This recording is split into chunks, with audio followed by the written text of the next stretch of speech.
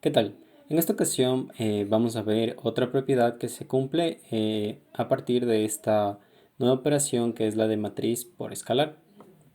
Bien, entonces, ¿cuál es la propiedad que vamos a ver que se cumple el día de hoy?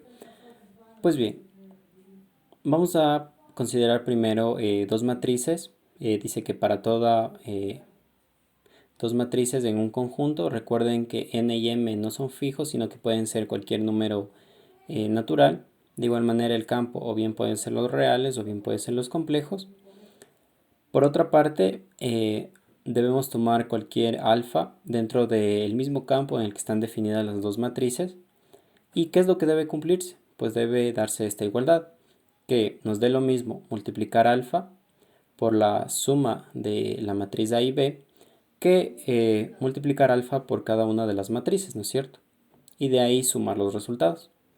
Bien, entonces, como primer punto, lo que hacemos es, de manera general, ¿no es cierto?, tomar dos matrices dentro del conjunto determinado, cualesquiera, y un alfa dentro del campo cualquiera. Entonces, una vez tenemos eso claro, vamos a definir algunas matrices y vamos a enumerar cada una de estas ideas con números del 1 al 6. Bien, entonces la primera idea es que estas cinco matrices que voy a definir estén dentro del mismo conjunto en el que se encuentran A y B.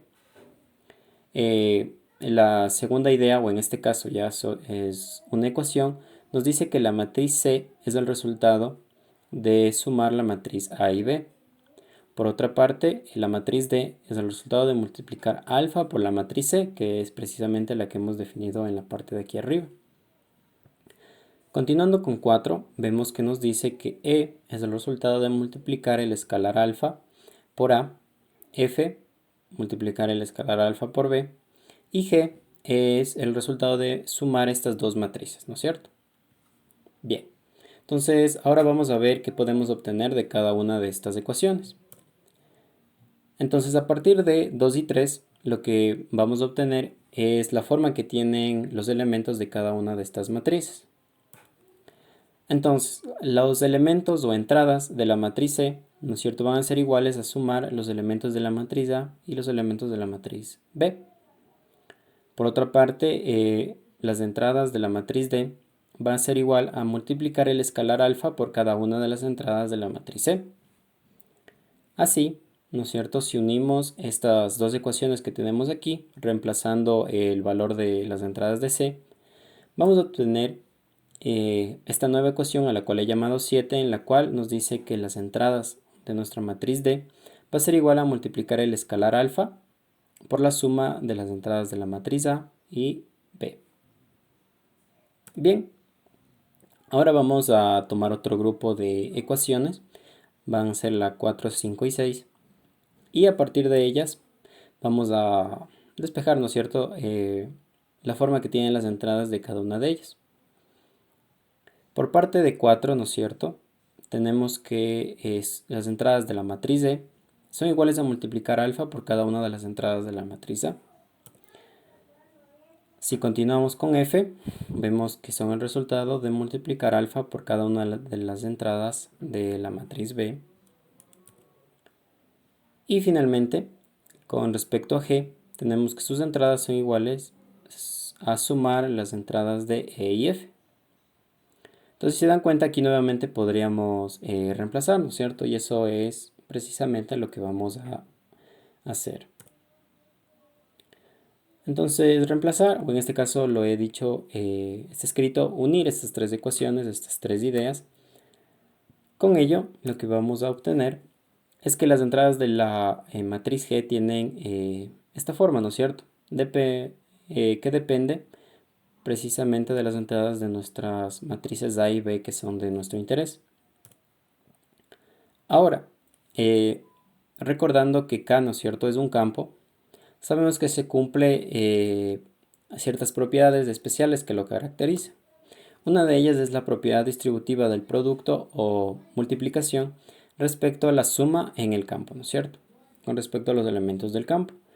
Y dado que las entradas de las matrices y el escalar que tomamos son elementos del campo, va a cumplirse la propiedad, ¿no es cierto? Bien, entonces tenemos esta igualdad. Ahora, vamos a recordar las ecuaciones 7 y 8. ¿Qué nos decía 7? 7 nos decía la forma que tienen las entradas de la matriz D. Si se dan cuenta, son precisamente, la expresión aparece aquí en un lado de la ecuación. 8 es la forma que tienen las entradas de la matriz G, que aparecen al otro lado de esta ecuación. Así podemos reemplazar, ¿no es cierto? Y vamos a llegar a que las entradas de la matriz D y G son iguales. Ahora con esto, ¿qué podemos hacer? Pues bien, si unimos este hecho junto con 1, 1 nos decía que estas 5 matrices que definimos pertenecen al mismo conjunto que A y B. Pero si es que nos fijamos específicamente, aquí aparecen las matrices D y G que son de nuestro interés en este momento. ¿Y qué significa que pertenezcan a un mismo conjunto? Que por lo tanto van a tener la misma dimensión. Así, dado que tienen la misma dimensión y sus elementos o entradas son iguales, vamos a llegar a como conclusión que estas dos matrices son iguales. Pero, ¿quiénes eran estas dos matrices? D por su parte era igual a multiplicar alfa por C, G, la suma de E con F.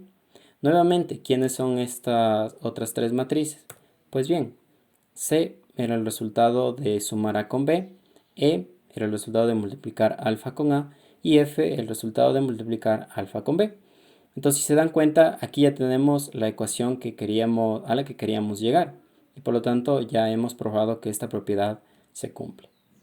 Bien, entonces espero que este video les haya servido y nos veremos en una próxima ocasión.